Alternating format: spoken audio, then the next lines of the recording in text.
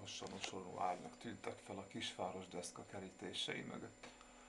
A kutyák vadul ugattak, a tücskök elfelejtették hegedű művészetük, a kerti békák maguk alá csináltak, a hold elsápadva tekintett le a magasból. Kóbor Cicó vinnyogva szaladt, menedéket keresett a megyfa alatt. Próbált a komposzthalom alá bújni, de hatalmas hasa beszorult a kidobott tojáshéjak és retek levelek közé. Hová szaladjak? Hová meneküljek? Osonó árnyak, a sápadt hold fényénél szörnyű démonok. Jaj nekem, jaj szegény Cicónak, isznak a véremből, kitépik a szívem. Mi lesz velem? Útjelző a falat bámulta. A csend paplanja odébb csúszott kissé. Jöjj, Cicó, itt menedéket lesz. Útjelző, köszönöm, hogy menedéket adtál a szegény cicának. Kaja is van? A krumpli? Hónap csak is keksz. Menj a fenébe, vén bolond! Mi vagy te? Valami zenizé? Hogy mi? Bocsánat, Cicó. Csak valami hasznosat szerettem volna adni neked, mielőtt az árnyak utolérnek téged. Jaj, félek! Itt biztonságban vagy. Elmesélek egy történetet, ami hasznos lehet számodra. Élt egyszer egy öreg ninja, Kocsi tartományban. Obata volt a neve. Legyőzhetetlen harcos volt, a gyilkolás mestere.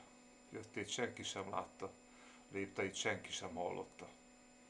Osonó halálként ismerték, bár aki megismerte közelebbről, az meghalt. Egy nap csusszanó lépteket hallott, osonó árnyakat látott. Kardja nem volt kéznél, de hát azért volt ninja, hogy bármivel harcolni tudjon. Egy lyukas lábast vett föl. Az ajtó kinyílt és a tenger árad be, léptek zaját utánozva.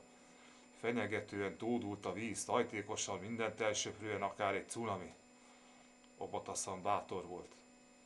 Lyukas lábasával merni kezdte a végtelen óceánt. Bátorsága, rettenthetetlensége és ciklaszilárdsága megérintette a sintó isteneket. A végtelen óceán egyszer csak szárazon hevert Obata-san lábai előtt. A tenger döglött halait boldogan folták sirályképében az istenek. Ó, és mi lett Obata-sannal? Meghalt. Mi?